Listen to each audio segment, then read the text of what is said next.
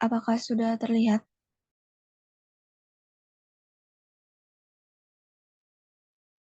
Sudah.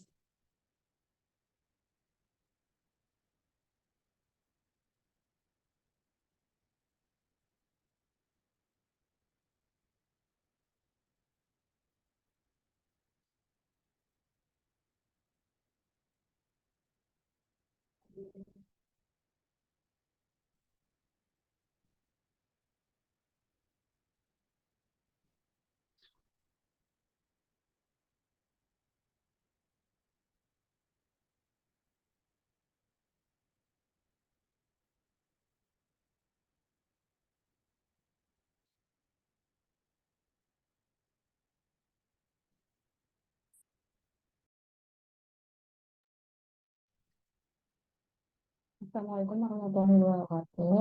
Eh, Kami kelompok teman yang beranggotakan Dina dan Sudah Mulyana akan mempresentasikan mengenai bagian inti penulisan laporan ini.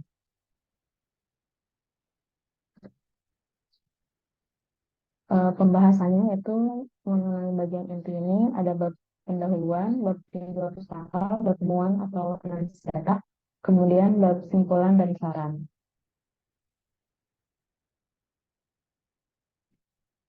Yang pertama itu bab pendahuluan. Di bab pendahuluan ini ada latar belakang masalah atau penelitian, kedua identifikasi masalah, tiga tujuan dan manfaat penelitian, keempat kerangka pemikiran atau pendekatan masalah, kelima hipotesis jika diperlukan, keenam metode penelitian, ketujuh lokasi dan waktu penelitian, dan kedelapan sistematika penyajian. Latar belakang masalah atau penelitian disebut juga alasan pemilihan judul yang berfungsi sebagai motivator penelitian untuk peneliti melakukan penelitian dan motivator bagi pembaca untuk mengetahui uraian selanjutnya.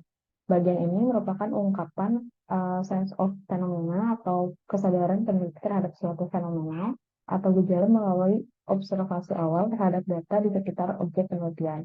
Data disajikan dalam bentuk tabel, angka persentase, atau dalam narasi biasa. Suatu topik layak diteliti jika cukup sofi atau valid dan handal atau reliable untuk dijadikan permasalahan.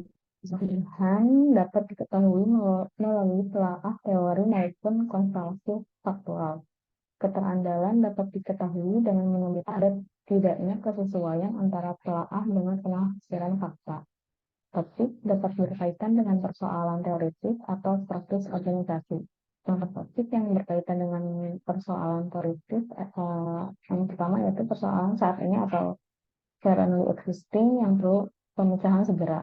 Kemudian sesuatu yang bukan atau belum menjadi masalah saat ini, tetapi memerlukan perbaikan atau requiring improvement lebih lanjut. Ketiga, masalah konseptual, masalah teoritis dalam penelitian murni yang perlu klarifikasi atau penajaman dalam rangka pemahaman gejala. Keempat, pertanyaan penelitian murni yang perlu jawaban secara empiris. Contoh topik yang berkaitan dengan persoalan praktis, yaitu satu program pelatihan yang tidak efektif, kedua volume penjualan produk yang tidak meningkat, ketiga sistem yang tidak optimal, keempat modifikasi alat, kelima rancang bangun sebuah produk. Kemudian dalam sebuah latar belakang masalah hendaknya yaitu satu dikemukakan juga situasi kondisi yang melatar belakangi terjadinya suatu masalah, tetapi tidak memberikan jawaban penyebab timbulnya masalah. Kedua, dikemukakan alasan penelitian.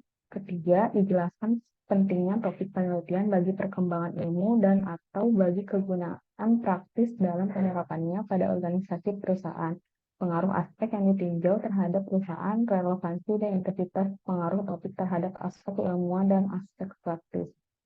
Keempat, dikemukakan daftar penelitian terdahulu jika ada atau dasar ilmu pengetahuan teori yang mendukung pemilihan masalah. Hal ini diperlukan untuk menjelaskan keselelasian pendekatan metodologis yang digunakan. Kelima, dikemukakan tujuan penelitian dan manfaat penelitian. Keenam, dikemukakan hambatan penelitian.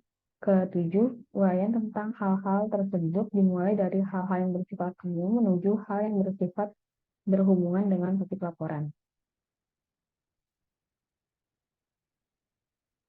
Iya.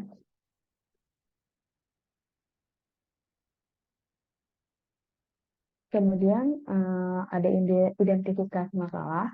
Pada tahap ini, peneliti menginventarisasi sebanyak mungkin alternatif masalah pokok yang spesifik yang diperoleh dari gejala-gejala yang telah dikemukakan pada bagian latar belakang. Identifikasi masalah harus menggambarkan secara jelas semua variabel yang akan dilibatkan, memberikan arahan kepada analisis yang akan digunakan, serta menunjukkan keluasan penelitian.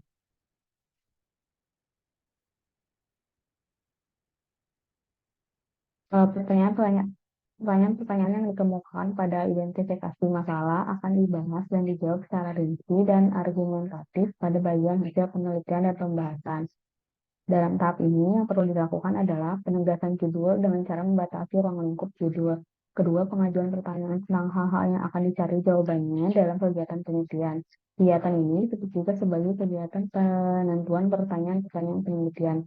Di sini juga perlu dikemukakan perumusan masalah. Perumusan masalah merupakan pertanyaan tersurat yang lengkap dan terperinci secara tentang ruang lingkup permasalahan yang akan diteliti. Perumusan masalah ini merupakan penjabaran dari identifikasi dan batasan masalah.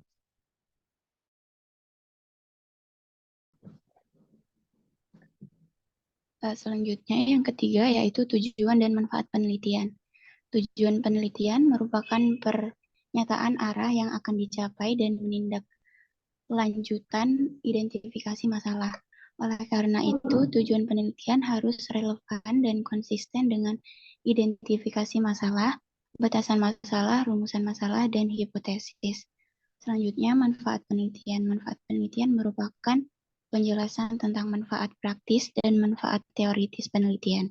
Manfaat penelitian berkaitan dengan saran yang akan disampaikan pada bab simpulan. Yang keempat yaitu kerangka pemikiran atau pendekatan masalah. Kerangka pemikiran merupakan suatu model konseptual tentang bagaimana peneliti melakukan penerapan teori terhadap faktor penting dalam masalah yang teliti. Kerangka pemikiran merupakan dasar pemikiran yang mengemukakan hasil sintesis terhadap fakta-fakta, observasi, dan telaah kepustakaan. Subjudul ini menggunakan secara rinci, mendalam, logis, dan relevan hubungan dan keterkaitan antar variabel dengan permasalahan sehingga dapat dijadikan dasar jawaban. Nah, untuk memperoleh kerangka pemikiran yang baik, seharusnya dilakukan hal-hal berikut. Poin A, mengidentifikasi variabel penelitian secara jelas. B, menentukan variabel penelitian untuk memudahkan pengumpulan data. C, mengemukakan hubungan variabel yang satu dengan yang lain secara teoritis. D, mengemukakan anggapan dasar yang diyakini kebenarannya sehingga menjadi dasar dalam penerapan teori untuk menunjukkan hubungan antar variabel. Selanjutnya yang E, menyatakan secara eksplisit sifat dan arah hubungan antar variabel hasil penelitian sebelumnya jika variabel tersebut berdasarkan hasil penelitian sebelumnya. F, menyatakan kejelasan hubungan antar variabel. Argumen tentang hal tersebut dapat diadopsi dari hasil penelitian sebelumnya. G, menggambarkan kerangka pemikiran dalam bentuk diagram skematis, sehingga pembaca dapat melihat dengan jelas hubungan antara variabel penelitian. H, untuk penelitian deskriptif, subjudul kerangka pemikiran diganti dengan pendekatan masalah yang secara prinsip hampir sama dengan kerangka pemikiran. Pendekatan masalah menjelaskan kerangka teori yang dapat menjawab permasalahan penelitian. Yang kelima yaitu hipotesis jika diperlukan. Tidak semua penelitian memerlukan hipotesis. Hipotesis adalah jawaban sementara yang masih perlu diuji kebenarannya secara empiris dan dugaan tentang ada tidaknya hubungan antar variabel penelitian. Hipotesis harus diuji pada bab analisis data. Hipotesis secara umum dinyatakan dalam kalimat berita yang dirumuskan dengan singkat dan jelas. Yang kedua dibuat dalam pernyataan yang menunjukkan adanya hubungan antara dua atau lebih variabel berdasarkan teori yang dikemukakan dalam kerangka pemikiran. Yang ketiga, dirumuskan secara operasional dalam bentuk hipotesis kerja dan hipotesis nol. Yang keempat, dikembangkan dalam hipotesis mayor dan hipotesis minor. Yang keenam, metode penelitian. Pada subbab ini berisi penjelasan tentang metode yang digunakan untuk menganalisis data. Penelitian harus menjelaskan dan memberi alasan-alasan pemilihan jenis metode yang dipakai.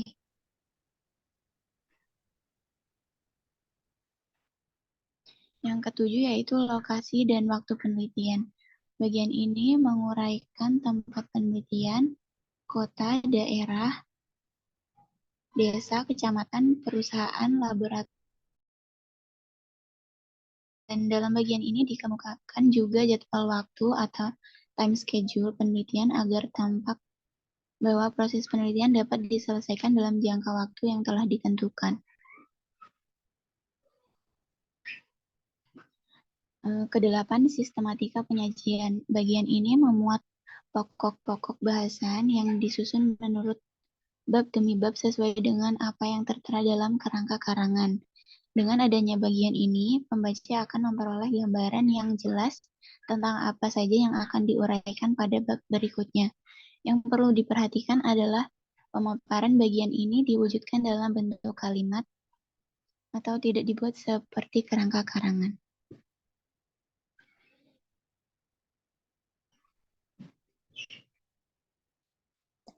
Selanjutnya, dalam inti laporan terdapat bab 2, yaitu tinjauan pustaka. Bab ini menjelaskan teori-teori yang relevan dengan masalah penelitian. Tinjauan pustaka dapat juga mengungkapkan data sekunder yang diperoleh dari hasil penelitian orang lain, publikasi jurnal-jurnal ilmiah yang dapat dijadikan sebagai bahan pertimbangan, kaidah-kaidah teoritis, serta asumsi-asumsi sebagai bahan penalaran untuk menjawab permasalahan. Apabila penulis membandingkan beberapa pendapat ahli tentang suatu konsep, sebaiknya pendapat tidak diambil sebagai kesimpulan untuk keperluan pembuatan definisi sendiri. Dan jika mengemukakan beberapa definisi, definisi tersebut cukup diinterpretasikan dan dikomentari. Lalu, setelah bab 2 terdapat bab 3, yaitu temuan atau analisis data. Bab ini berisi 2, yaitu mengenai gambaran umum dan hasil penelitian. Gambaran umum itu sendiri dimaksud adalah uraian tentang hal-hal yang berhubungan dengan data kebutuhan analisis. Hasil penelitian yaitu menjelaskan apa, bagaimana, dan mengapa hasil penelitian ini diperoleh. Peneliti menjelaskan juga hasil pengujian terhadap beberapa asumsi dan hasil pengujian kehandalan dan kesahihan. Yang terakhir yaitu bab 4, simpulan dan saran. Bab kesimpulan yaitu bab jawaban atas persoalan yang dikemukakan dalam rumusan masalah, merupakan kristalisasi hasil analisis dan interpretasi peneliti atas penelitian. Untuk laporan yang mengajukan hipotesis, simpulan itu merupakan jawaban atas terbukti tidaknya kebenaran hipotesis. Untuk subbab saran, itu merupakan implikasi atau konsekuensi berdasarkan simpulan. Saran umumnya berupa imbauan atau anjuran yang menyangkut aspek operasional, kebijakan, ataupun konsep. Saran hendaknya bersifat konkret, realistis, bernilai praktis, dan terarah. Apabila peneliti tidak mengajukan saran atas dasar simpulan hasil penelitian, judul bab ini adalah simpulan.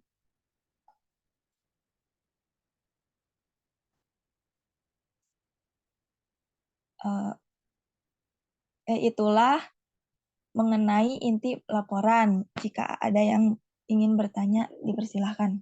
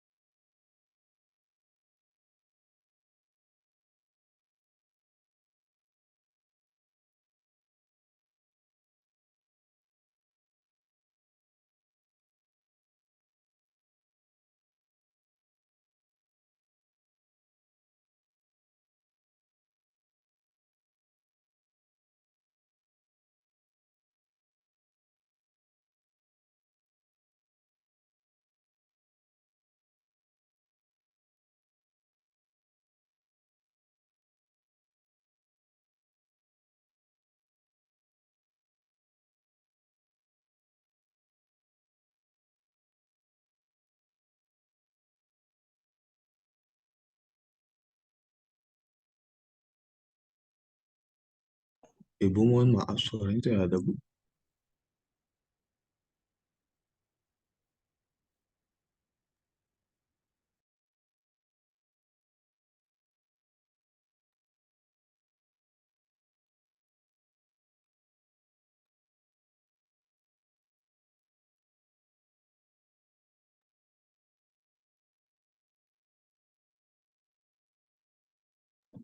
Masih Masih belum tidak ada, Bu.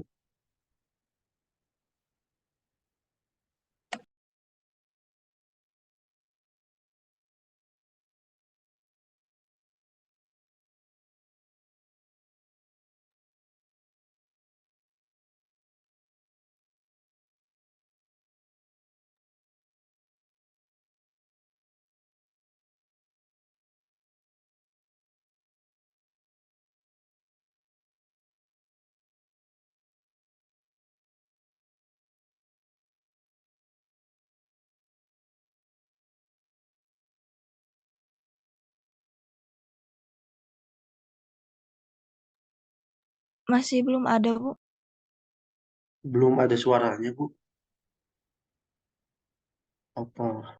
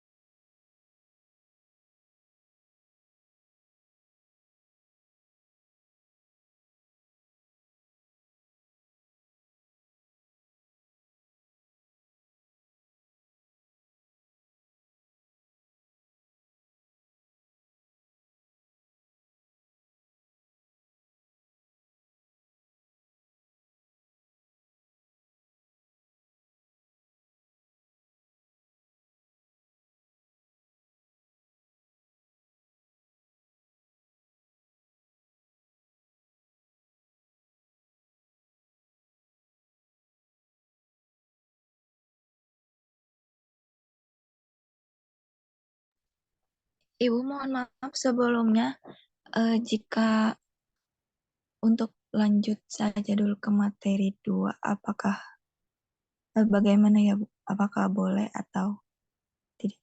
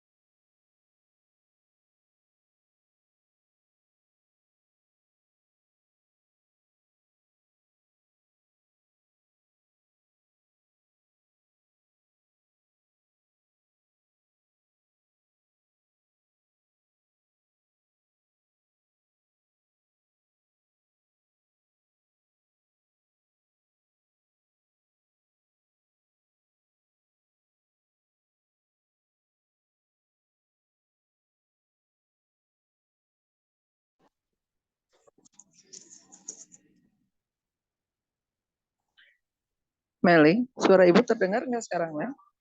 Sudah terdengar. Masuk, Nggak Bu. ada Ibu. Ada. Sekarang ada? Ada Bu. Oh iya. Kalau gitu Ibu bahas dulu tentang yang tadi ya, bab 1 pendahuluan itu ya. Jadi gini, pengertian pendahuluan dalam suatu karya tulis ilmiah itu adalah untuk memberikan informasi tentang sebuah topik ke pembaca tapi belum pada pembahasan. Maka dalam pendahuluan ini seorang penulis itu berusaha untuk memberikan gambaran ya bagaimana topik ini menjadi masalah bagi penulis yang ingin disampaikan kepada pembaca begitu. Sehingga diungkapkanlah hal yang melatar belakangi topik tersebut dipilih penulis begitu ya. Kemudian diberikan apa masalah yang terkait dengan topik itu, untuk apa dipermasalahkan topik tersebut, berarti diungkapkan tujuannya, bagaimana mencapai tujuan tersebut, maka diungkapkan metodenya, dan bagaimana penyajiannya terhadap pembaca, maka diberikan sistematika penulisannya. Nah, ini yang standar di dalam sebuah pendahuluan ya. Jadi penulis memberikan gambaran tentang topik kepada pembaca. Tapi bisa juga di dalam pendahuluan ini sudah diberikan bagaimana kerangka pemikiran penulis tentang masalah tersebut. Maka diungkapkan dengan adanya dasar pemikiran ya atau kerangka berpikir penulis.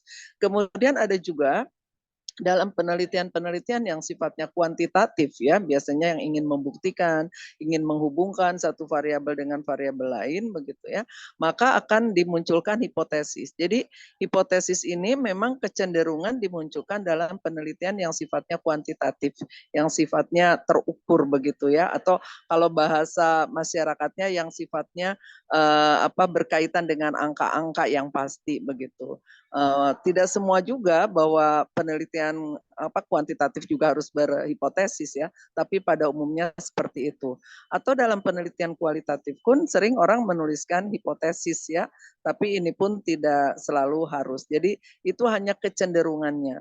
Bagaimana kalau sebuah penelitian tanpa adanya suatu hipotesis? Boleh saja tidak jadi masalah ya. Jadi biasanya penelitian-penelitian yang menggunakan hipotesis itu selalu diawali dengan adanya studi awal penelitian. Jadi ada pra penelitian lah begitu istilahnya ya, sehingga dia sudah bisa memprediksi kemungkinan yang akan dihasilkan dalam sebuah simpulan.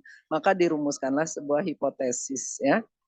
Nah, jadi itu yang dimaksud dengan pendahuluan. Saya ulangi lagi bahwa pendahuluan ini sifatnya adalah untuk memberikan gambaran kepada pembaca tentang objek atau juga tentang topik penelitian ini. Ya. Nah, tadi dikatakan bahwa pembaca bisa menyampaikan apa yang melatar belakangi penelitian ini. Maka di dalam bab latar belakang ini bisa diungkapkan alasan-alasan yang terkait dengan pembahasan topik tersebut. Nah, mengungkapkan alasan ini bisa kita melihatnya dari 3 dimensi waktu.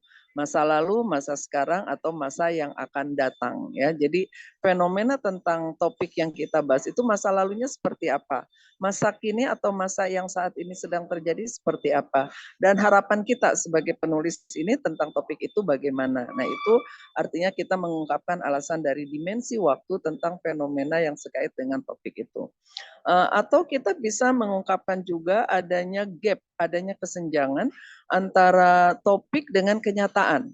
Ya, antara topik dengan kenyataan. Misalkan gini, sebuah gedung dengan konsep green building itu seharusnya nyaman misalkan ya. Dalam teori dikemukakan misalkan ada teori yang mengungkapkan seperti itu. Tapi kenyataannya misalkan Anda melihat ada beberapa konsep. Bentar.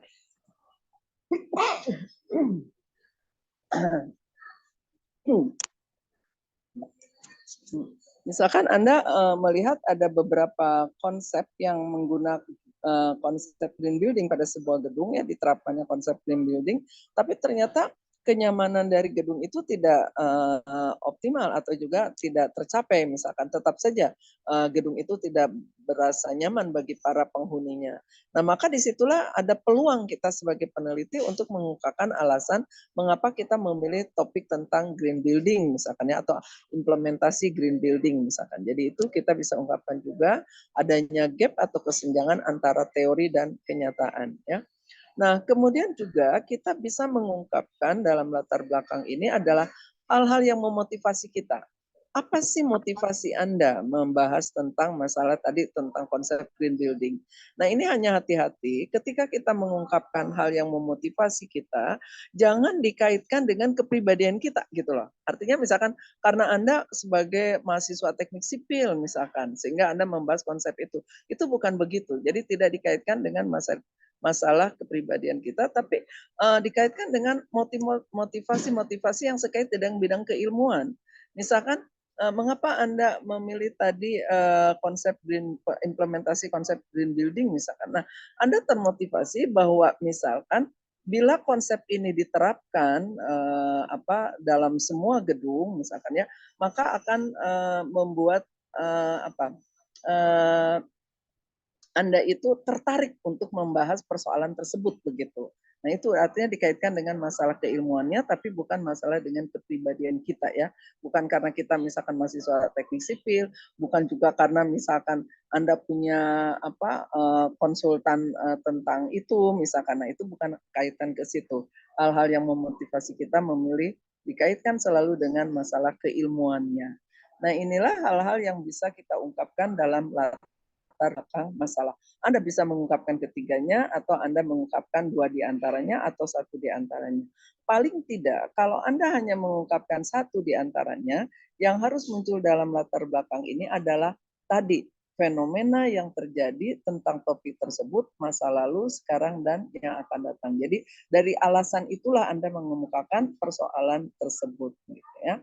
Nah, kemudian cara pengungkapan latar belakang ini harus diungkapkan dalam bentuk paradigma segitiga terbalik.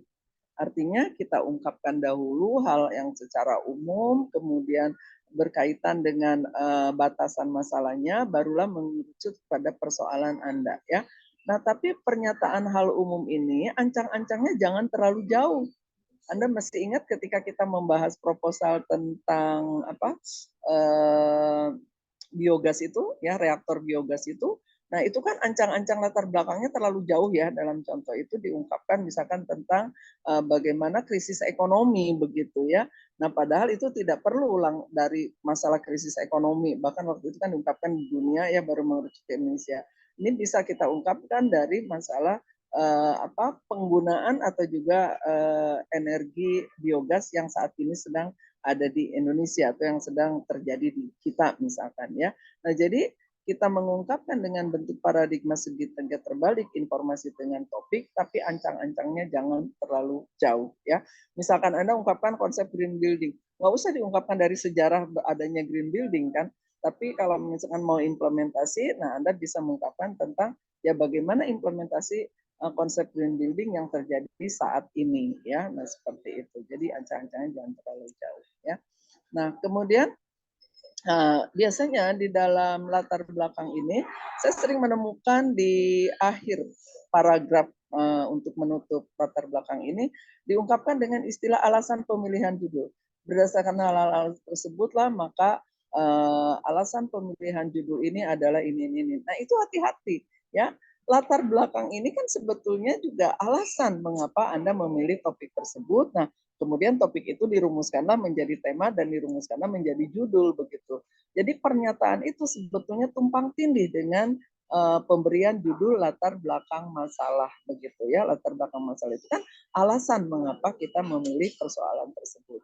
Jadi pernyataan dengan alasan pemilihan judul itu tidak perlu dieksplisitkan ya untuk menutup latar belakang pada bab pendahuluan ini ya.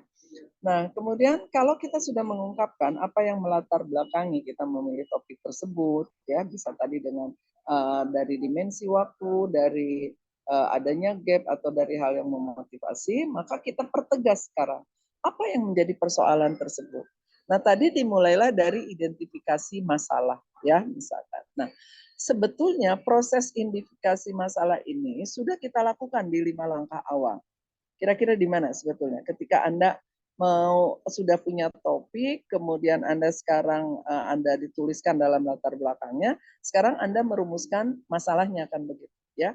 Nah, saya katakan perumusan masalah ini adalah dipertegas ya atau mempertegas hal-hal yang diungkapkan di latar belakang. Nah, sebetulnya di 5 langkah awal perencanaan penulisan laporan ini, kita sudah melakukan identifikasi masalah itu. Pada kelima langkah yang mana kita melakukan identifikasi masalah? Ada yang tahu?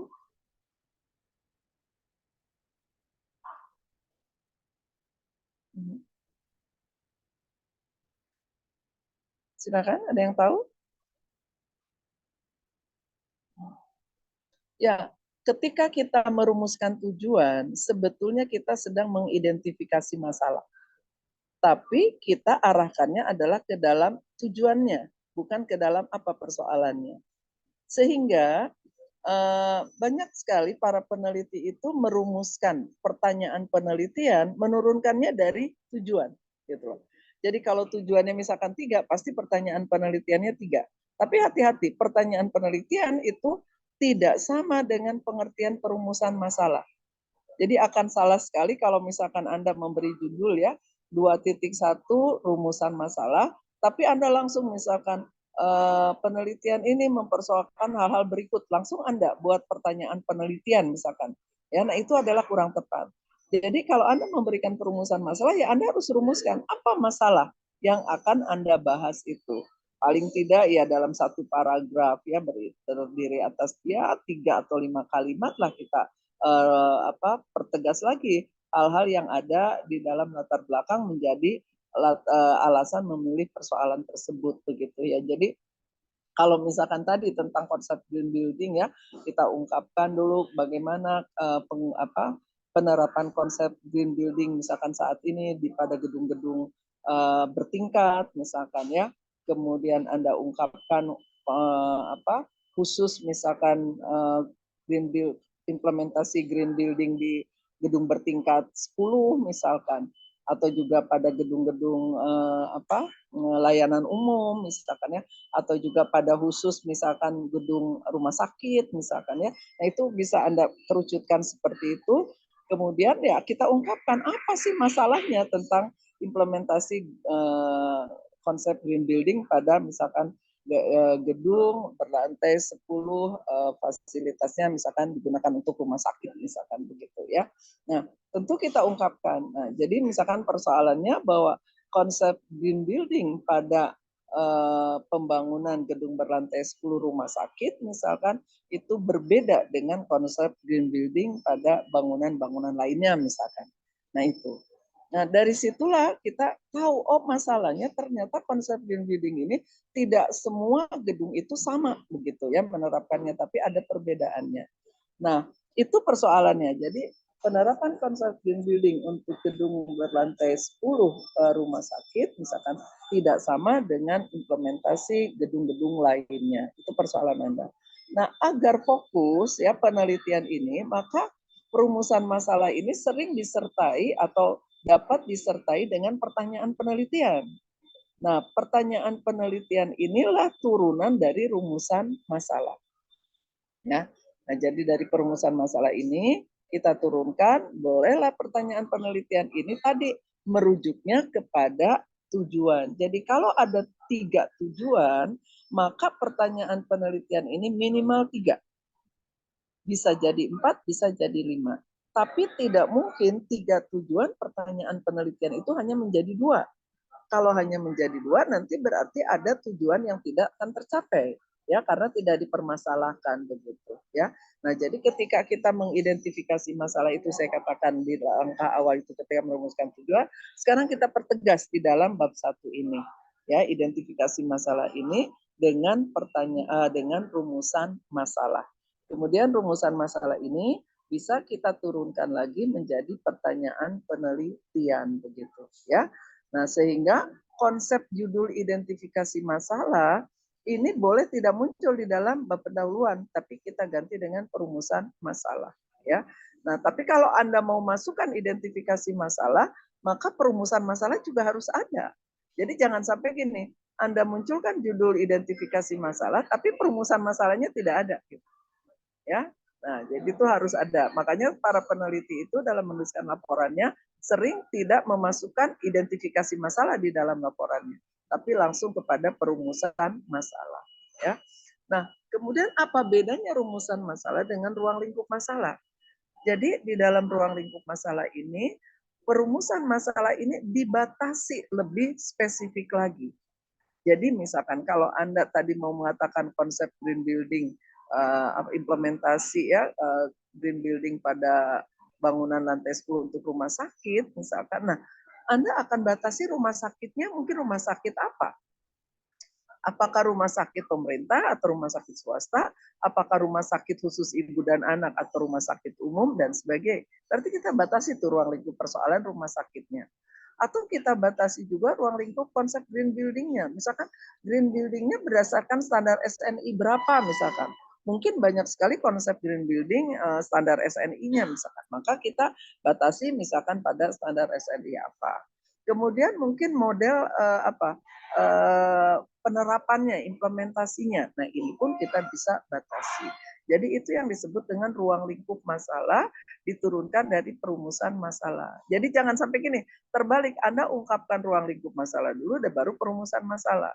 Jadi yang tepat itu adalah kita ungkapkan dulu perumusan masalahnya apa, ruang lingkupnya apa, begitu ya. Atau kalau mau kita turunkan dari tidak membatasi dengan ruang lingkup, tapi Anda bisa turunkan dari perumusan masalah itu adalah pertanyaan penelitian ya. Tapi pertanyaan penelitian nggak perlu pakai judul.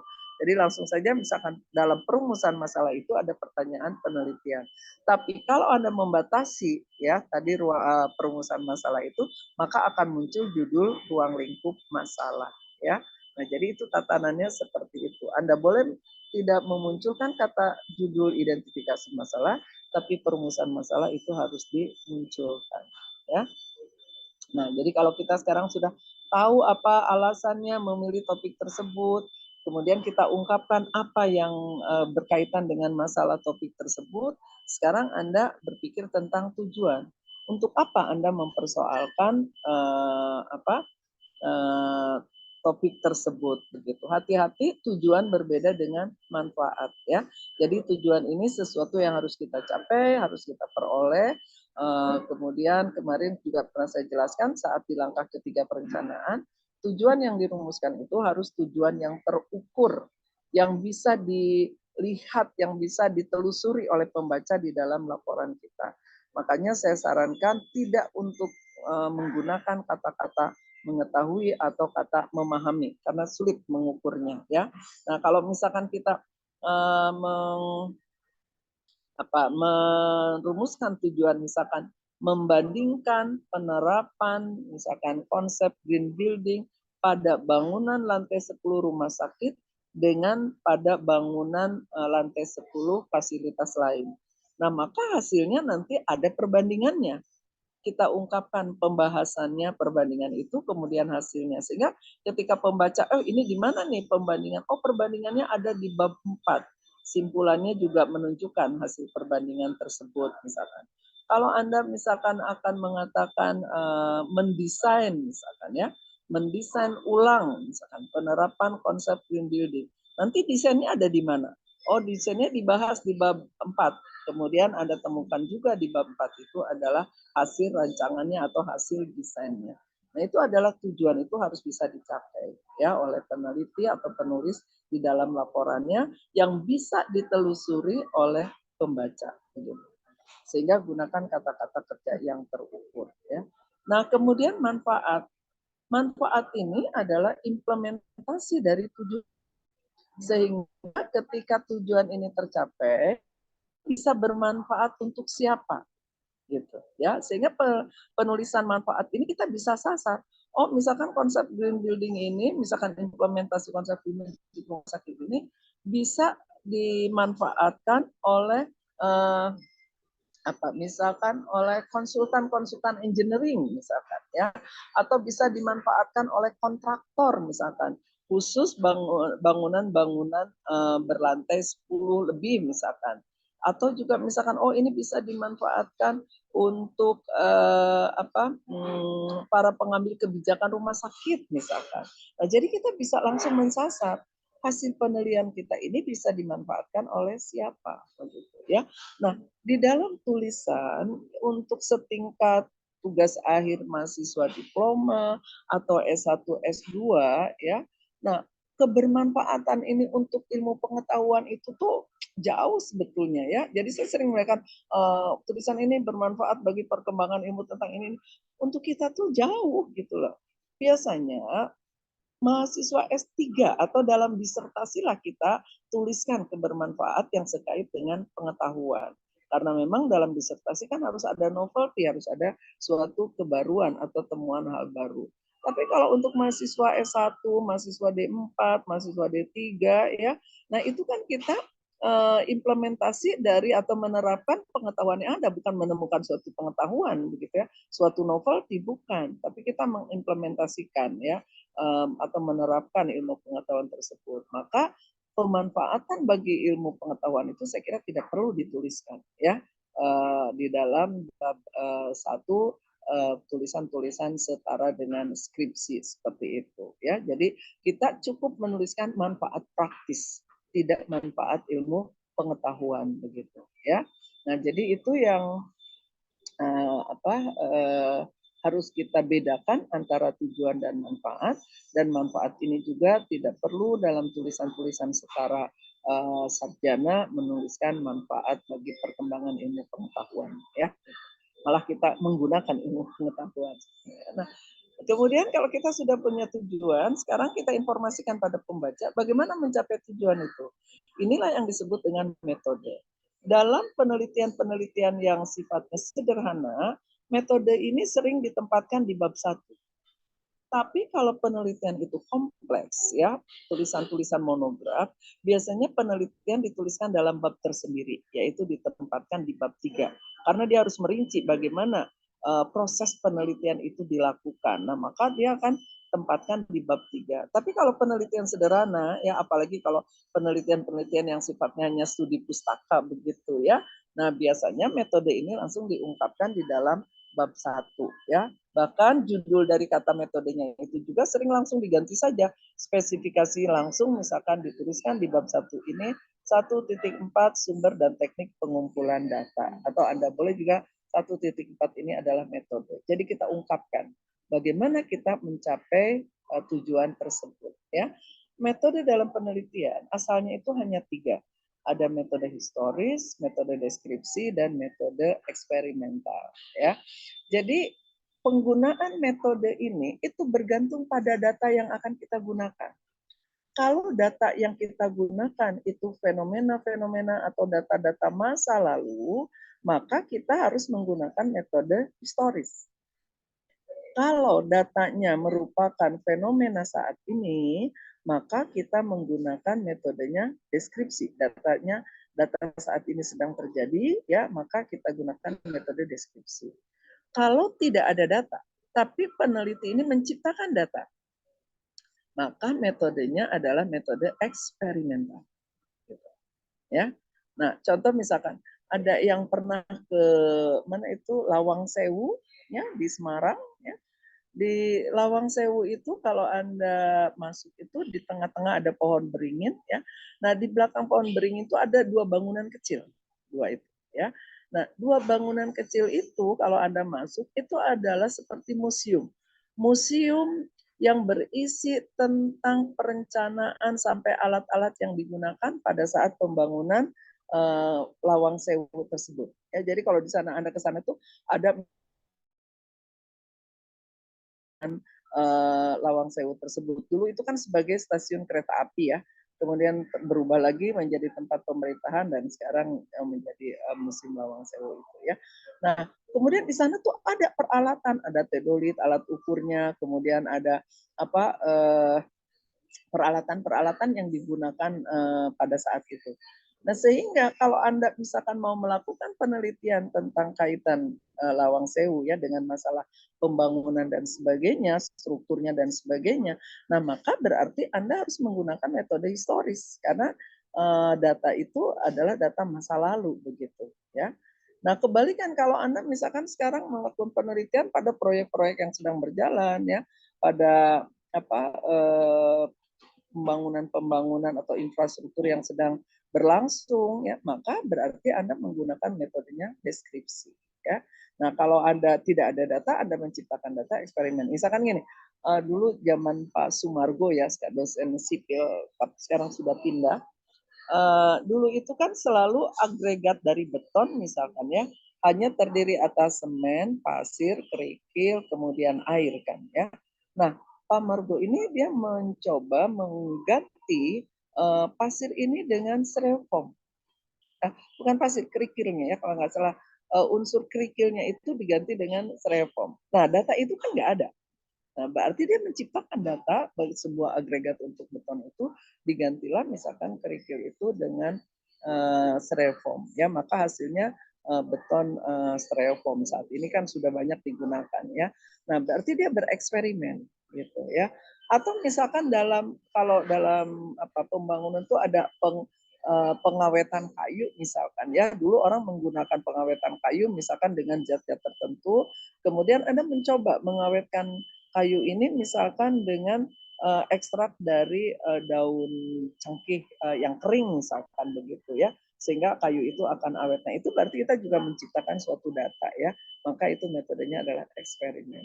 Nah, perkembangan dari metode ini sangat luar biasa. Nanti ada komparatif, misalkan deskriptif, ada eksperimen holistik dan sebagainya ya. Jadi Anda bisa baca khusus buku metodologi riset, bisa crossrail ya yang dari asingnya, atau juga Arifunto itu untuk buku karangan orang Indonesia ya, buku-buku metodologi riset. Nah, setelah Anda menyampaikan bagaimana cara mencapai tujuan tersebut, maka kita sampaikan kepada pembaca bagaimana kita menyajikan laporan tersebut. Nah, inilah yang dikatakan dengan sistematika penulisan ya. Nah, unsur ini sebetulnya hampir sama dengan kerangka karangan. Jadi isinya itu kalau Anda sudah melakukan langkah keempat di perencanaan, maka tidak akan jauh berbeda dengan kita tuliskan kembali di dalam sistematika penulisan.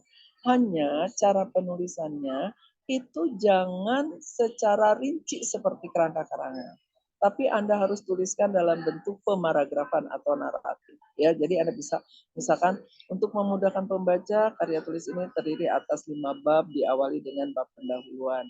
Pada bab ini dibahas tentang latar belakang masalah, rumusan masalah, tujuan, dan metode serta sistematika penulisan. Data-data yang telah diperoleh penulis disajikan pada bab 2. Pada bab 2 dibahas, masukkan judul bab 2-nya itu apa, kemudian masukkan sub-sub judul bab 2-nya, dan seterusnya. Ya.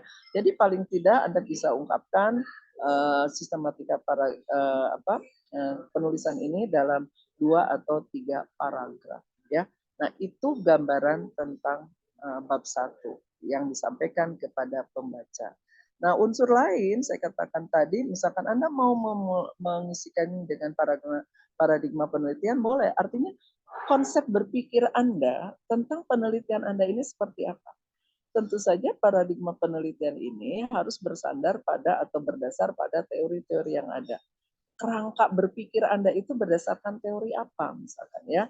Nah, itu diungkapkanlah dalam paradigma penelitian ya. Tapi kalau Anda misalkan bab 2-nya adalah kajian teori, paradigma penelitian tidak perlu diungkapkan di bab 1 begitu ya. Karena isinya nanti akan hampir sama dengan yang kita tempatkan di kajian teori di dalam bab 2 seperti itu ya. Kemudian tadi hipotesis, misalkan hipotesis harus ada, saya katakan juga tadi tidak. Hipotesis itu simpulan sementara. Nah, hati-hati merumuskan hipotesis ini tidak boleh dari pengalaman empiris Anda. Hipotesis itu harus berdasar dari suatu teori atau juga para ahli, sehingga Anda akan ajak merumuskannya itu ya. Nah, jadi hipotesis ini disusun berdasarkan postulat atau anggapan dasar yang berasal dari teori-teori yang ada atau dari pendapat para pakar. Nah, barulah kita merumuskan hipotesisnya itu ya.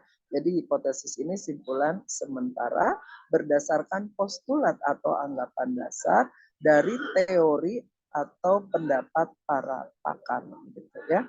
Nah, hipotesis ini hati-hati. Bukan sesuatu yang harus dibuktikan, tapi itu hanyalah pandangan sementara kita atau simpulan sementara kita. Jadi, penelitian ini prosedurnya tetap mengikuti metode. Jangan penelitian ini prosedurnya diarahkan untuk membuktikan hipotesis. Itu akan salah, akan lain ya. Jadi ketika Anda sudah punya hipotesis, Anda bisa diamkan saja hipotesis itu. Nanti baru Anda lihat akhirnya sama nggak nih, boleh begitu. Kadang-kadang ada orang yang ini penelitian ini jadinya supaya membuktikan hipotesis supaya tidak tergoda seperti itu, maka kadang-kadang setelah disusun hipotesis diamkan aja misalkan ya, tapi tentu tidak begitu ya seharusnya ya, karena hipotesis ini juga harus kita jabarkan di dalam bab-bab berikutnya itu ya. Nah, jadi hipotesis, paradigma penelitian atau anggapan dasar penelitian itu tidak selalu harus ada, sifatnya tentatif, tapi paling tidak 4 hal ya, atau di dalam bab 1 itu harus ada tadi apa yang melatar belakangnya, masalahnya apa, tujuannya apa, dan cara mencapai tujuan atau metode ini harus diungkapkan ya. Kalau penelitiannya sederhana, kalau penelitian kompleks maka metode dalam bab tersendiri ya. Nah, kemudian kalau kita sudah memberikan gambaran kepada pembaca tentang topik yang kita bahas, nah sekarang apa yang menjadi landasan kerangka berpikir Anda gitu ya. Nah, jadi kalau Anda sekarang misalkan ungkapkan kerangka berpikir tadi di dalam khusus kajian teori, ya Anda bisa, atau juga saya katakan tadi kalau menulis tentang teori dasar ini, maka anggapan dasar penelitian atau jawaban penelitian nggak usah dimunculkan ya. Nah, kajian teori ini sering ada yang memberikan judul landasan teori ya. Nah, saya sebetulnya lebih lebih sepakat atau punya pendapat sebaiknya kalau untuk tulisan-tulisan di setaraf skripsi itu ya, itu sebaiknya dengan istilah landasan teori, tidak dengan kajian teori begitu. Kalau di Polban kan di sipil kan disebut dengan kajian pustaka ya, kajian pustaka atau kajian teori. Karena artinya kita harus mengkaji gitu loh. Mengkaji dari unsur keunggulan, kelemahan, berbandingkan dengan teori-teori lain. Padahal biasanya yang dituliskan oleh mahasiswa sipil itu kan itu adalah teori yang akan digunakan ya, teori-teori yang ada yang akan digunakan di dalam pembahasannya. Tapi dulu saat diskusi dengan dosen lain katanya kita mencoba mengajarkan pada mahasiswa kita supaya berbeda dengan mahasiswa S1 lain gitu ya, bahwa kita langsung mahasiswa diarahkan untuk mengkaji teori.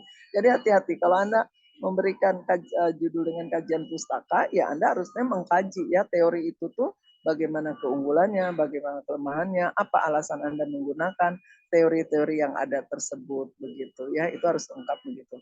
Tapi kalau landasan teori Anda beri judul seperti itu, artinya teori-teori yang ada di dalam bab tersebut itu dijadikan landasan pada sebentar. Pada pembahasan di bab-bab berikutnya. Sehingga hati-hati ketika kita mulai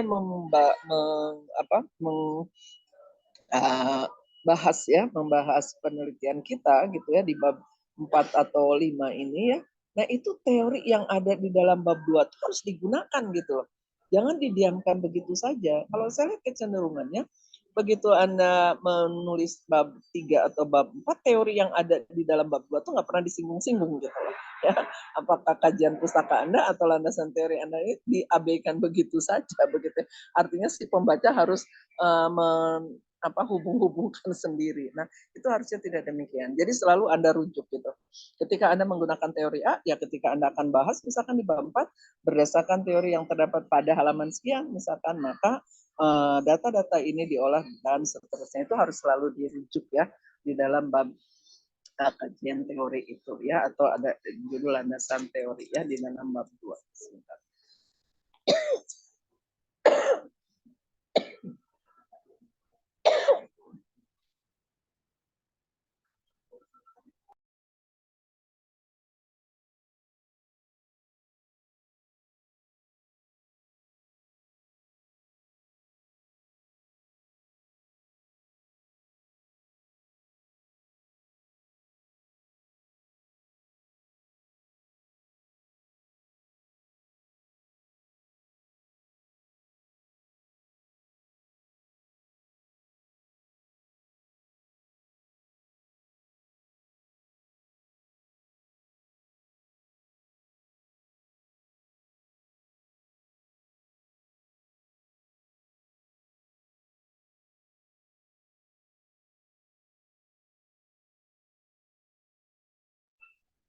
Baik.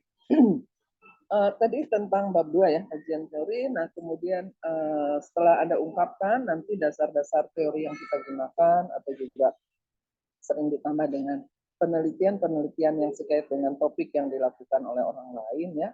Nah, maka kalau penelitian kompleks masuk ke dalam bab 3 yaitu metode.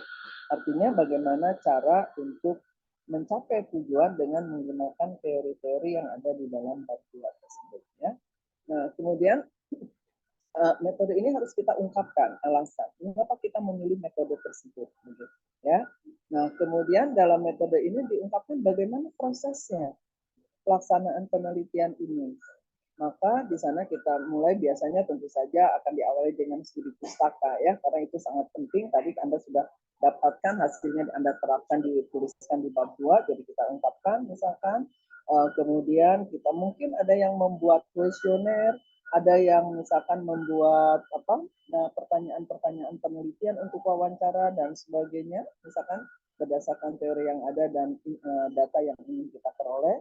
Kemudian kita lakukanlah perolehan datanya ya, apakah dengan observasi, dengan wawancara dan sebagainya.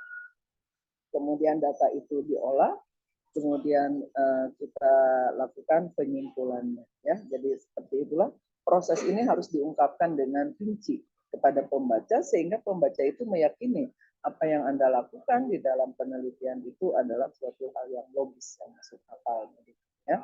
Nah, kemudian kalau kita sudah menyiapkan dalam metode ini, kita masukkan juga informasi tentang sumber dan teknik pengumpulan data. Ingat sumber data ini diklasifikasikan 3, dokumen, narasumber, dan peninggalan historis. Ya, tekniknya bisa wawancara, bisa observasi, bisa penyebaran kuesioner maupun studi pustaka. Ya, kemudian juga kita ungkapkan bagaimana teknik kita mengolah data yang kita peroleh itu. Ya, nah ada seperti tadi kalau dia menggunakan biasanya hipotesis ya, penelitian kuantitatif, misalkan ingin membuktikan, nah itu biasanya diungkapkanlah metode yang bukan metode media alat pengolah datanya mungkin menggunakan pengolahan data statistik SPSS dan sebagainya ya. Nah, jadi itulah metode yang disampaikan kepada pembaca yaitu cara kita melaksanakan penelitian. Nah, disarankan kalau di jurusan sipil itu selalu metode itu diungkapkan dalam bentuk juga selain dideskripsikan atau dinarasikan, disampaikan juga dalam bentuk diagram alir ya, supaya memudahkan pembaca. Tapi jangan gini, Anda ungkapkan prosedur penelitian ini sebagai berikut, munculkan aja diagram alir tanpa Anda deskripsikan. Jadi tetap harus ada deskripsi dari sebuah diagram alir atau juga sebetulnya bagan, gambar, tabel itu harus tetap ada deskripsinya ya. Gambar, tabel, diagram alir itu hanya untuk memudahkan secara keseluruhan pembaca memahaminya begitu ya. Nah, itu metode. Kemudian tadi berikutnya adalah kompilasi data. Jadi data-data yang telah kita peroleh kita kumpulkan. Nah, bab ini kadang-kadang ada yang langsung menjadi satu bab ya. Bab analisis dan pembahasan misalnya ya. Ada juga yang membedakan bab analisis tersendiri, pembahasan tersendiri. Tapi sebaiknya analisis data dan pembahasan itu disatukan saja ya supaya tidak menyulitkan pembaca untuk memahami ya. Nah, tadi saya katakan di dalam bagian analisis dan pembahasan itu jangan lupa Anda selalu merujuk pada teori yang sudah Anda tuliskan di dalam bab ya. Kemudian akan diakhiri dengan bab penutup. Di dalam penutup ini yang harus ada adalah simpulan. Hati-hati. Saran tidak harus ada. Makanya dikatakan kalau di dalam bab penutup akhir ini hanya simpulan, ya judul saja simpulan. Tapi kalau ada saran, maka judul itu diganti dengan bab penutup ya. Sehingga kalau di akhir misalkan babnya itu ada 5, bab penutupnya 5, maka 51 simpulan, 52 ada saran ya. Simpulan ini adalah bersifat general dari hasil-hasil yang telah Anda peroleh begitu ya. Sehingga kalau misalkan tujuan penelitian Anda ada 3, pertanyaan penelitian ada 4, hasilnya harus ada 4. Nah, dari keempat hasil itu apa simpulannya? Yang bersifat pernyataan general ya. Kalau pertanyaannya tujuannya 3, pertanyaan 3, berarti kan hasilnya harus ada 3. Nah, nanti Anda simpulkan dari ketiga hasil tersebut. Itulah yang disebut dengan simpulan. Jadi simpulan itu bukan isinya mengulang kembali apa yang ada di dalam pembahasannya, itu baru pada hasil mungkinnya, belum sampai kepada simpulan ya. Nah, itu yang terungkap di bagian inti. Kalau ada yang mau ditanyakan silakan.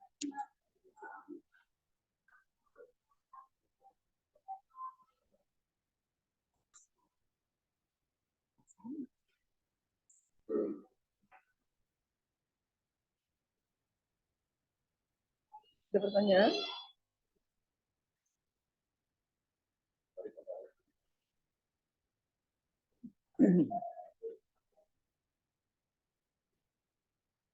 Kalau tidak ada, Anda bisa lanjutkan ke yang materi kedua, yaitu tentang kelengkapan akhir ya. Silakan. Siapa yang presentasi hari ini? Kelengkapan akhir. Dipersiapkan. Ya, sudah.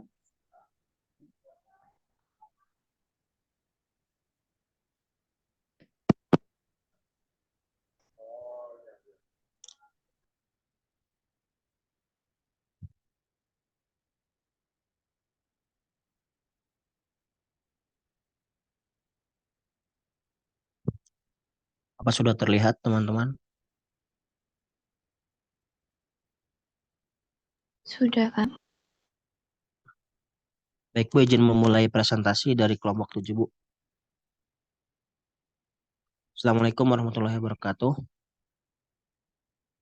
Selamat pagi, teman-teman semuanya. Kami dari kelompok 7 akan mempresentasikan tentang kelengkapan akhir dalam penulisan laporan ilmiah.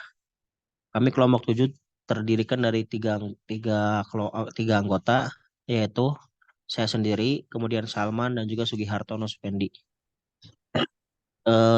Bagian kelengkapan akhir ini ada beberapa materi.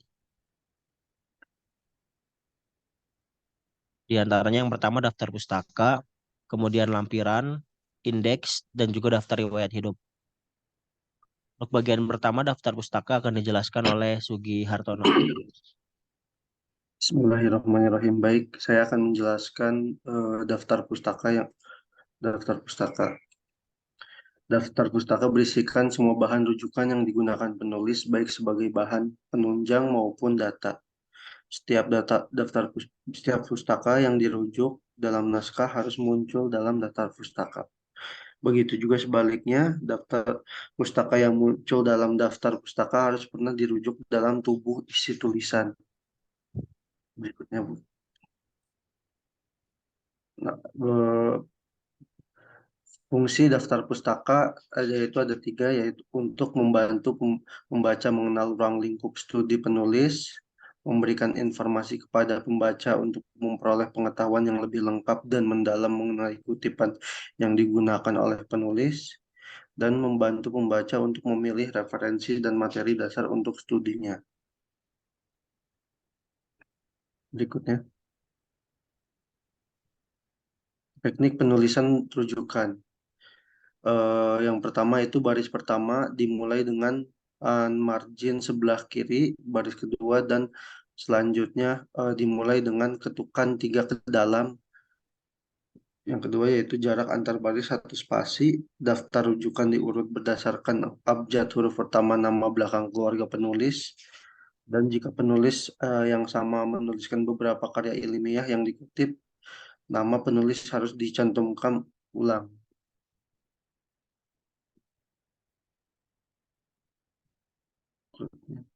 Unsur-unsur rujukan. Nama penulis yang diawali nama penulis yang diawali dengan penulisan nama keluarga atau belakang penulis, tahun terbit, karya diletakkan di antara tanda kurung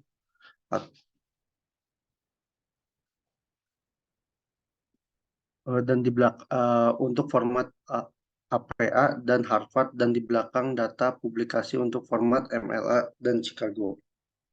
Judul karya tulis menggunakan huruf kapital untuk pertama, kecuali kata sambung dan kata depan. Data publikasi berisi nama tempat atau kota dan nama penerbitnya yang dikutip.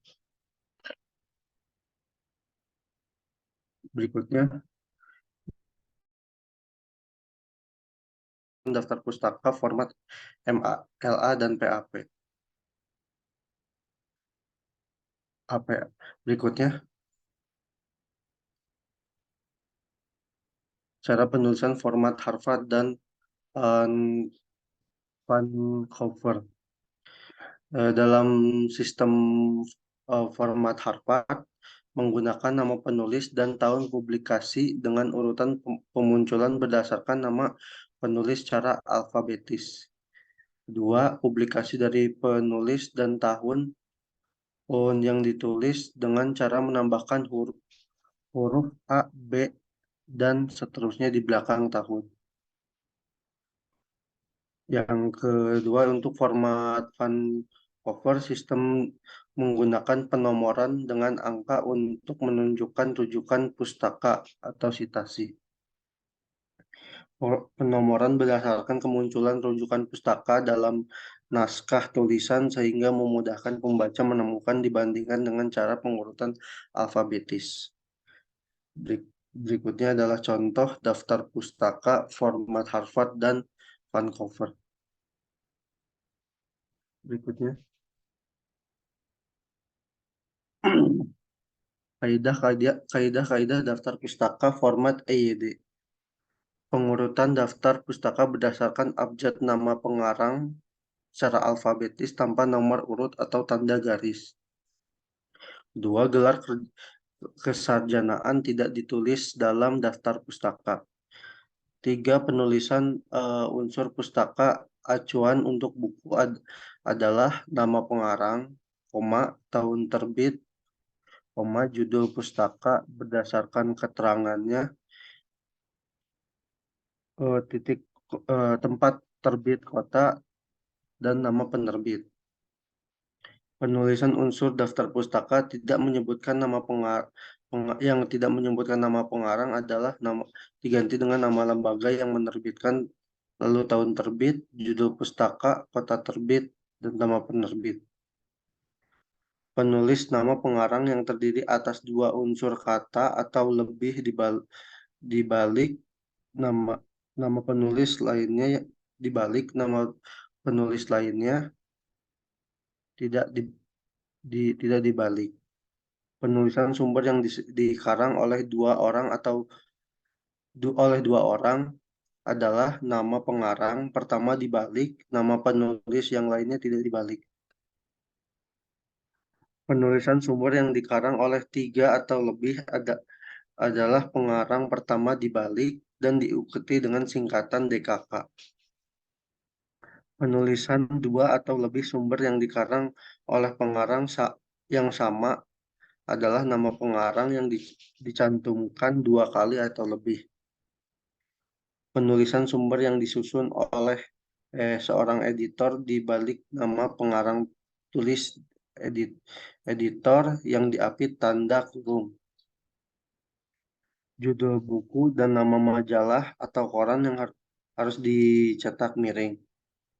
Jarak antar sumber bacaan adalah 1,5 spasi jika sumber acuan lebih dari satu baris kedua dan seterusnya diketik dengan 4 ketukan dari margin kiri dengan jarak 1 spasi.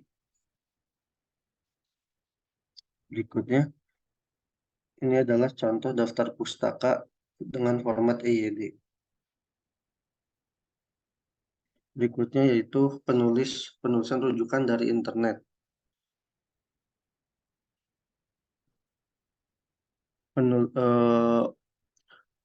Aturan penulisan referensi sama saja dengan rujukan buku, hanya tempat, nama, dan tanggal terbuat ditulis berbeda. Nama penulis yang diawali dengan nama akhir atau nama keluarga. Judul tulisan diletakkan di antara tanda kutip, judul karya tulis keseluruhan jika ada dengan huruf italik miring. Data publikasi berisi protokol dan alamat, tanggal pesan atau waktu kunjungan pengakses dilaksanakan. Berikutnya adalah contoh dari rujukan dari internet. Terima kasih. Baik, Berikutnya, berikutnya yaitu terkait lampiran akan dijelaskan oleh saya sendiri. Lampiran merupakan dokumen tambahan yang disertakan dalam skripsi atau tugas akhir berisi hasil dari suatu penelitian, baik berupa gambar, foto, teks, dan lain sebagainya. Lampiran memuat contoh angket, grafik, peta, bagan, surat, dan lain-lain yang berfungsi untuk melengkapi karya tulis tersebut.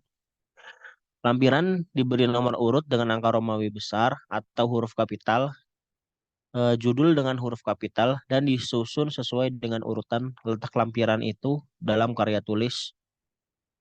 Dokumen apa saja yang dimasukkan dalam lampiran cukup diberi judul dengan kata lampiran, huruf kapital semua, yang dilanjutkan dengan huruf abjad besar sesuai untuk penomorannya itu sendiri.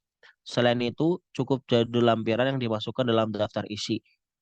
Adapun judul-judul lampiran seperti lampiran A, B, dan seterusnya tidak perlu dimasukkan dalam daftar isi, namun masukkan dalam daftar lampiran. Berikut adalah contoh daftar lampiran yang biasa kita lihat di jurnal ataupun di karya tulis atau di tugas akhir maupun di skripsi.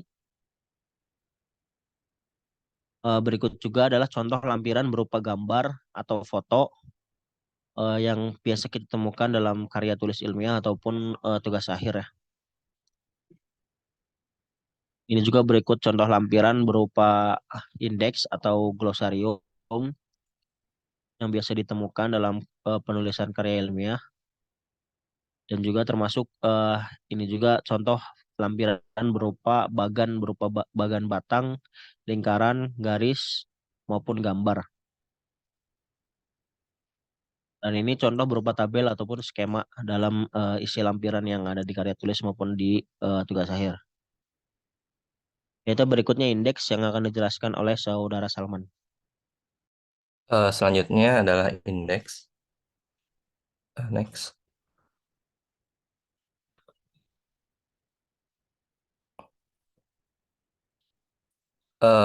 Indeks menurut Cakti Indah Gunawan dalam buku Pedoman dan Strategi Menulis Buku Ajar dan Referensi bagi Dosen 2017, indeks adalah daftar kata atau istilah penting yang ada dalam buku. Biasanya, indeks terletak di bagian akhir buku yang tersusun secara alfabetis. Indeks ini memberi informasi tentang halaman tempat suatu kata atau istilah yang biasa ditemukan. Next.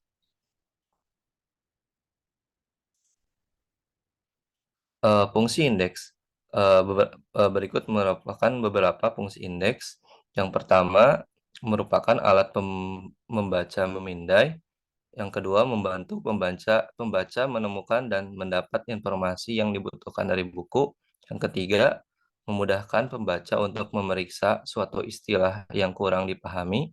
Yang keempat, mempercepat pembaca saat ingin menemukan suatu topik, istilah, nama, atau kata.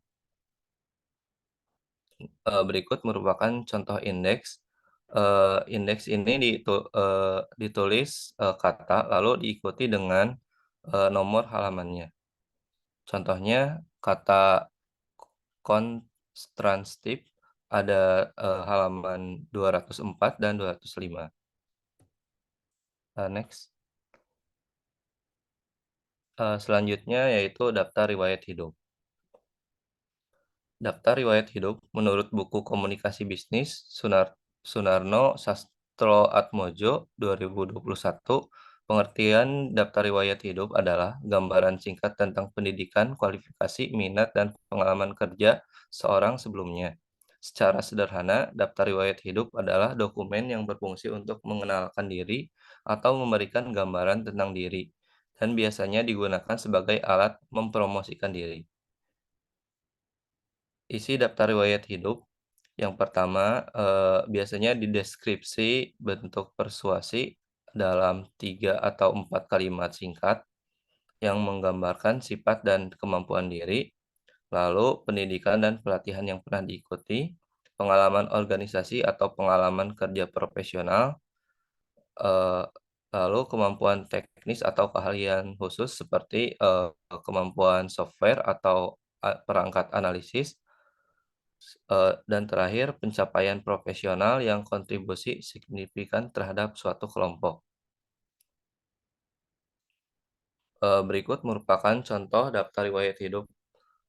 Di sini ada contohnya, ada nama, tempat tanggal lahir, jenis kelamin, lalu status, alamat, telepon, dan riwayat pendidikan, lalu kemampuan software atau soft skill. Next.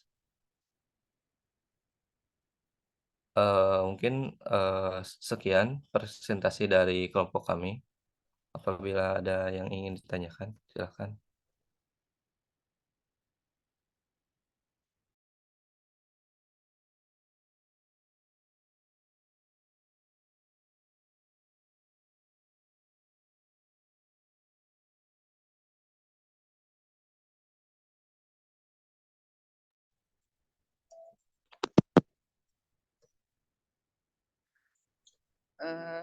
Terdengar suara Ibu? Saiful? Terdengar, Bu. Baik. Tadi tentang daftar pustaka nggak diberikan contoh yang menggunakan aplikasi ya? Yang pakai Mendeley atau pakai InNote gitu? Oh iya, Bu, udah dimasukkan, Bu. Ya, jadi itu semuanya manual ya.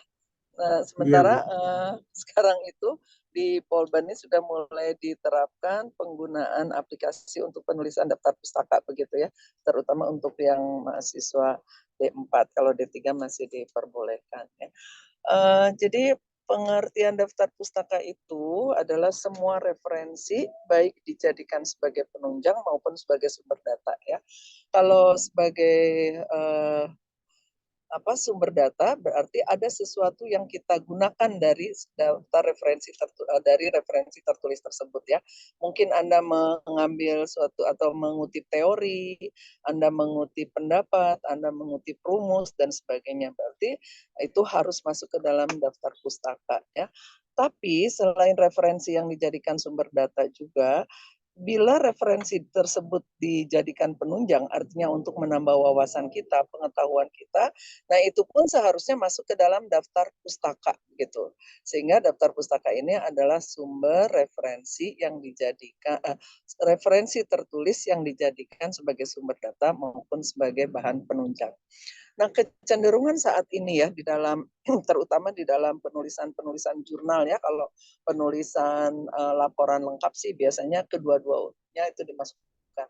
Tapi karena jurnal ini adalah media massa ilmiah yang terbatas ya, halaman dan sebagainya. Nah, maka sering dituliskan di dalam template sebuah jurnal itu misalkan yang dimasukkan ke dalam daftar pustaka itu sumber referensi yang dijadikan sumber data. Artinya sumber referensi yang dikutip saja begitu. Kalau tidak dikutip tidak dimasukkan ke dalam daftar pustaka. Ya, ini memang ada kelemahannya ya kalau kita hanya memasukkan seperti itu karena kadang-kadang pengetahuan kita itu tanpa sadar misalkan itu mirip dengan pengetahuan dari referensi yang pernah kita baca begitu ya, style kita menulis dan sebagainya. Nah, ketika ada kesamaan kepengarangan atau kesamaan gaya penulisan dan sebagainya, kalau ditelusuri misalkan di dalam daftar pustakanya tidak ada, padahal misalkan gaya penulisan Anda itu diidentifikasi mirip dengan penulis lain, nah kita bisa saja dianggap sebagai plagiator ya, karena gaya kepengarangan kita sama dan kita tidak mencantumkan misalkan sumber referensi yang kita gunakan pada saat proses penelitian itu. Maka kalau saran saya sebaiknya ketika tidak ada aturan ya di dalam template atau juga dalam pedoman penulisan bahwa misalkan daftar pustaka itu hanya dicantumkan yang dikutip saja, maka Anda harus memasukkan semuanya ya, baik itu sebagai penunjang maupun sebagai sumber data. Karena daftar pustaka ini sebagai pertanggungjawaban kita menggunakan referensi-referensi tertulis tersebut di dalam proses penelitian maupun penulisannya begitu ya. Jadi kita akan aman begitu dari anggapan plagiator kalau kita sudah pertanggungjawabkan semua referensi yang kita gunakan di dalam daftar pustaka itu ya. Nah, kemudian daftar pustaka ini kan formatnya banyak ya. Misalkan sekarang kan yang sedang tren ini IEEE. 2 tahun ke belakang yang sedang trennya Vancouver misalkan ya. 10 tahun ke belakang waktu itu sekitar tahun 2000-an awal itu teknik APA, American Philosophical Association begitu ya. Nah, ini tren di Indonesia memang agak unik dibanding dengan di negara lain gitu ya. Karena kalau sebetulnya ketika kita menentukan format mana yang akan kita gunakan, dasar pertama bisa berkaitan dengan format keilmuan karya ilmiah kita. Jadi kalau misalkan karya ilmiah kita itu topiknya tentang humaniora ya, tentang masalah-masalah sosial. Nah, maka akan tepat kita menggunakan format APA, American Philosophical Association itu ya, dengan urutan nama, tahun, judul, kota, dan penerbit atau sarana publikasi dan penerbit begitu ya. Nah, kemudian namanya setelah dibalik disingkat, kemudian tahunnya di dalam kurung gitu ya. Nah, kalau kita misalkan tentang bahasa gitu ya, karya tulis kita, maka akan sangat tepat kita gunakan format MLA, Modern Linguist Association ya.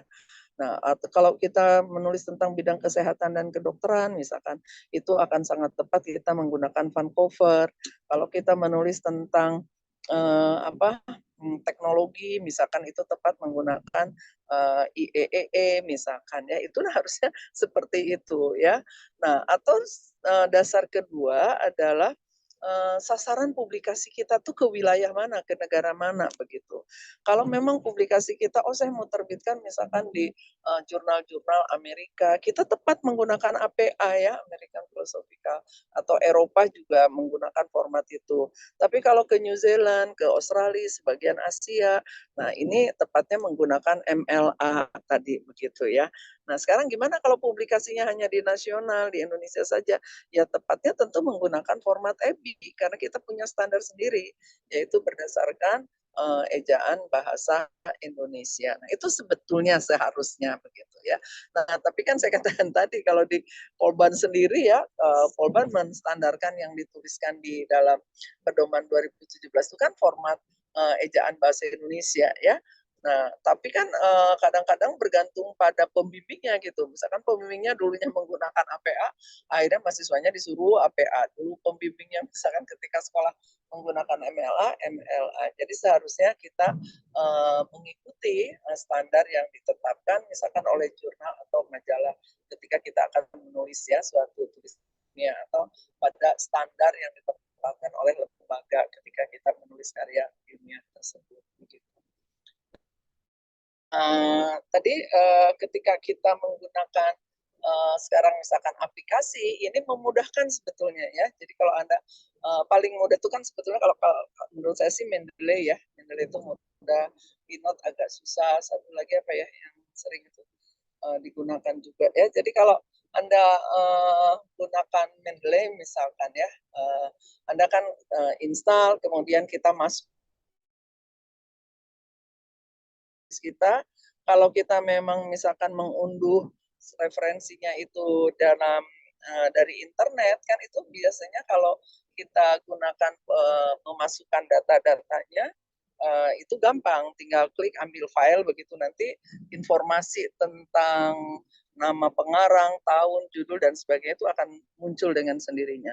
Kalau kita menggunakan buku-buku cetak, maka kita harus masukkan satu-satu ya di dalam bank buku atau bank referensi dari Mendeley tersebut begitu. Nah, ini keuntungannya adalah kaitannya dengan sitasi, dengan pengutipan kalau kita menggunakan sumber ini. Jadi ketika kita misalkan mensitasi sumber yang sudah tertera di dalam aplikasi itu, tinggal kita blok, kita klik, maka akan muncul ya di situ nama dari pengarang dan tahun itu, kan memudahkannya seperti itu. Kemudian juga akan lebih cermat ya, sehingga ketika misalkan ada buku yang dikutip, pasti ada dalam daftar pustakanya. Kalau kita manual kan kadang-kadang ada referensi yang kita kutip, kita lupa memasukkan misalkan referensi tersebut dalam daftar pustakanya begitu ya. Nah, jadi saran saya Anda sebaiknya menggunakan aplikasi. Kalaupun tidak menggunakan Mendeley, Anda kan bisa di laptop itu ada tuh tulisan di atas ya, yang sejajar dengan home itu. Ada tulisan referensi di situ. Nah, kita klik di situ. Kita gunakan aja aplikasi yang ada di dalam laptop Anda begitu ya. Karena nanti keuntungannya ketika misalkan Anda diminta mengubah format penulisan daftar pustaka, kan tinggal klik, tinggal pilih format apa yang mau Anda gunakan. Di dalam itu banyak sekali ya, misalkan ada IEEE, klik aja IEEE, nanti formatnya berubah langsung IEEE. Ketika klik misalkan APA, nanti formatnya langsung akan tersusun secara APA. Jadi ini memudahkan apabila memang harus terjadi pergantian format penulisan daftar pustaka tersebut begitu ya. Jadi saya sarankan nanti di latihan kalian menggunakan 2 teknik. Satu teknik manual ya, karena kadang-kadang juga diminta format EBI. EBI itu belum ada di dalam aplikasi ya. Kemudian satu lagi misalkan menggunakan aplikasi ya. Yang mendekati format EBI itu adalah teknik Chicago itu. Teknik Chicago itu urutannya hampir sama dengan EBI ya. Kalau APA memang urutan sama, tapi APA kan cara penulisan tahun dengan namanya itu berbeda dengan format ejaan bahasa Indonesia ya. Nah, jadi nanti makalah kalian itu harus disertai dengan penulisan daftar pustakanya 2 teknik ya, 1 manual, 1 aplikasi begitu ya. Nah, kemudian tadi apakah Ibu yang salah menyimak ya, atau tadi siapa yang salah ya, Saiful atau siapa yang salah menjelaskan itu. Indeks bibliografi itu tidak termasuk ke dalam lampiran. Itu masuknya memang kelengkapan akhir. Jadi gini, kelengkapan akhir itu kan fungsinya adalah menuliskan pertanggungjawaban apa-apa yang sudah terurai di dalam bab pembahasan. Maka kita pertanggungjawabkannya adalah di dalam kelengkapan akhir begitu ya. Sehingga kelengkapan akhir ini minimal terdiri atas daftar pustaka. Yang lainnya seperti lampiran, indeks, bibliografi, daftar riwayat hidup itu tentatif begitu. Tadi penjelasannya kok Ibu dengar bahwa bibliografi, lampiran, gitu, bibliografi, indeks masuk ke dalam lampirannya. Tadi kan diberikan contoh gambar-gambar, tabel-tabel. Nah, itu harus hati-hati ya. Jadi lampiran ini adalah informasi tambahan terhadap yang dituliskan di dalam buku atau di dalam pembahasan begitu ya, di dalam bagian inti. Jadi kalau ada misalkan informasi tambahan ini kita sampaikan di dalam inti ya, bagian inti mungkin terlalu akan menjadi banyak misalkan, atau juga kaitannya kurang misalkan. Nah, maka kita bisa menempatkannya di lampiran informasi-informasi tersebut. Tapi juga harus dipertimbangkan ketika informasi itu memang sangat penting, justru jangan dijadikan lampiran. Ada misalkan gini, ada prosedur pembangunan suatu model misalkan ya, model misalkan pembangunan katakanlah fasilitas umum misalkan ya. Nah, prosedur pembangunannya atau model pembangunannya itu sering dilampirkan. Padahal itu tuh justru hal penting gitu loh. Di dalam itu jangan dilampirkan hal itu, maka itu harus masuk ke dalam bagian inti begitu ya. Nah, jadi bukan karena semata-mata jumlahnya banyak atau juga misalkan ukurannya besar sehingga Anda dengan mudah tempatkan aja di lampiran. Itu tidak demikian. Jadi isi dari lampiran ini adalah informasi tambahan terhadap hal-hal yang kita tuliskan di bagian inti karya tulis kita begitu. Jadi perlu dipertimbangkan. Ini tabel perlu dimasukkan di gambar di bagian inti atau saya jadikan lampiran. Itu pertimbangkan oleh Anda. Kalau membuat ya si pembaca menjadi terhenti memahami karya tulis Anda karena harus melihat dulu misalkan lampiran, nah berarti lampiran tersebut jangan dilampirkan. Seharusnya di bagian inti. Tapi tanpa melihat lampiran, pembaca sudah bisa memahami karya tulis Anda, berarti informasi itu bisa ditempatkan di lampiran begitu ya. Nah, jadi ingat ya, indeks dengan bibliografi itu bukan bagian dari lampiran. Nah, sekarang kalau Anda misalkan sudah menuliskan daftar pustaka, kemudian ada informasi-informasi tambahan kita simpan di lampiran ya.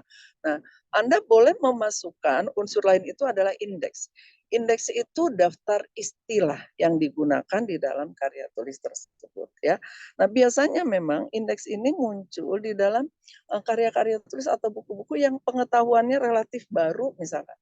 Ya, misalkan tahun 2000-an misalkan ketika masalah teknologi informatika itu ya, IT itu ada hal baru, nah buku-buku tentang komputer tuh mesti memasukkan indeks gitu loh. Ya, jadi istilah-istilah yang memang belum familiar, belum terbiasa, maka dituliskanlah di dalam indeks tersebut ya.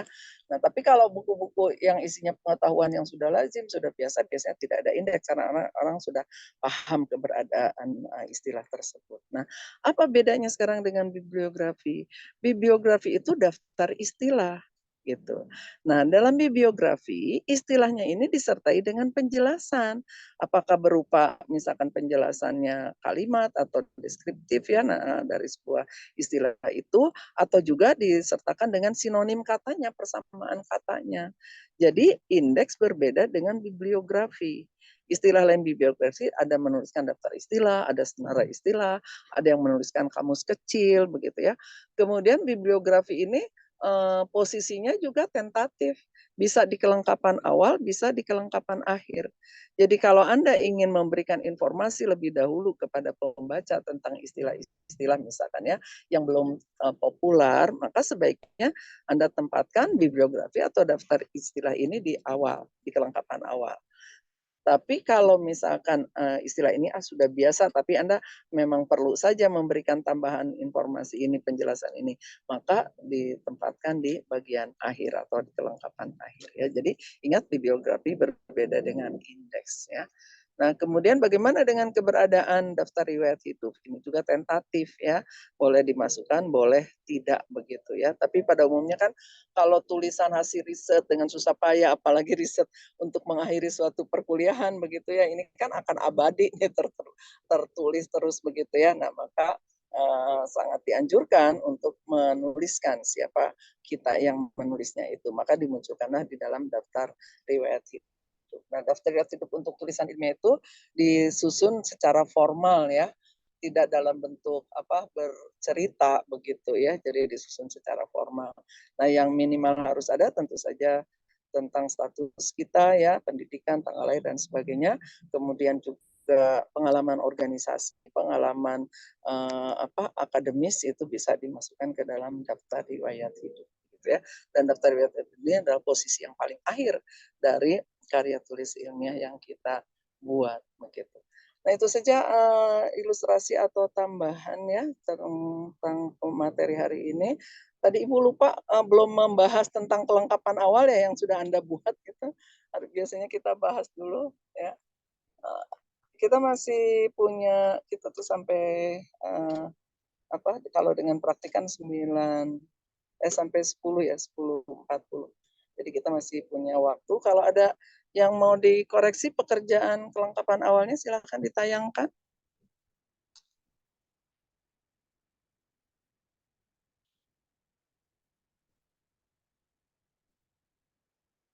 Ada?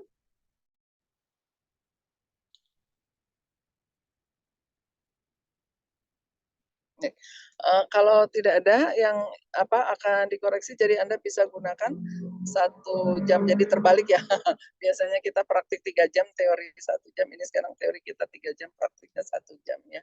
Jadi Anda bisa gunakan waktu ini untuk mulai menyusun ya bab 1 pendahuluan, dan tolong diingatkan minggu depan ini harus dikoreksi ya tentang bab 1 pendahuluan ini.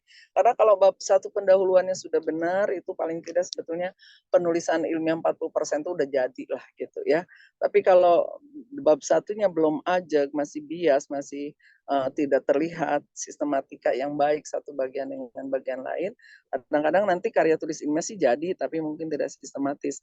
Atau kadang-kadang nanti yang parahnya adalah misalkan proses penelitiannya susah dilanjutkan sehingga Anda ganti topik. Nah, itu karena ketidakajegan di dalam bab 1 seperti itu ya.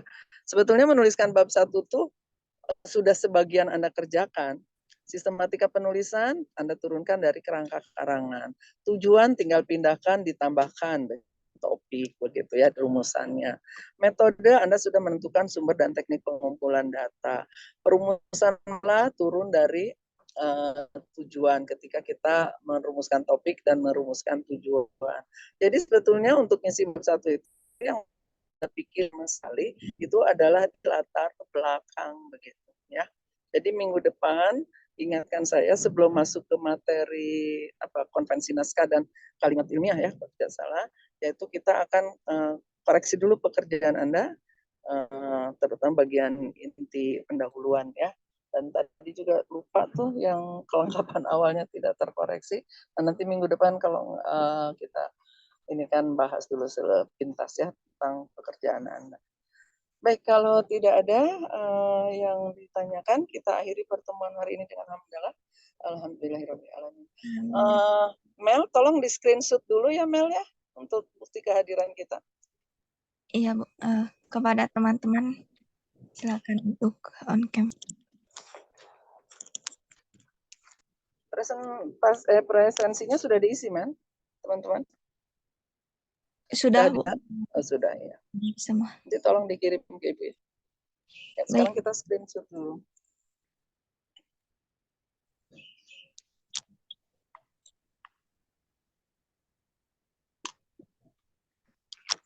Untuk slide 1, sebentar.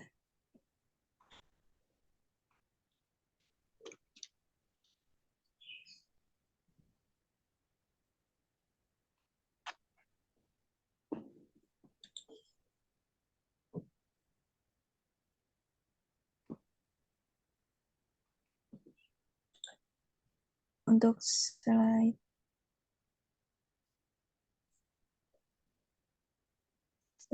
1,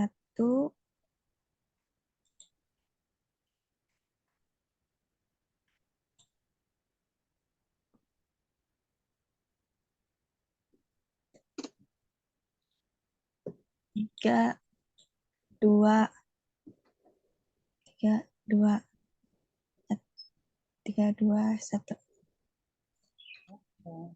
Selanjutnya.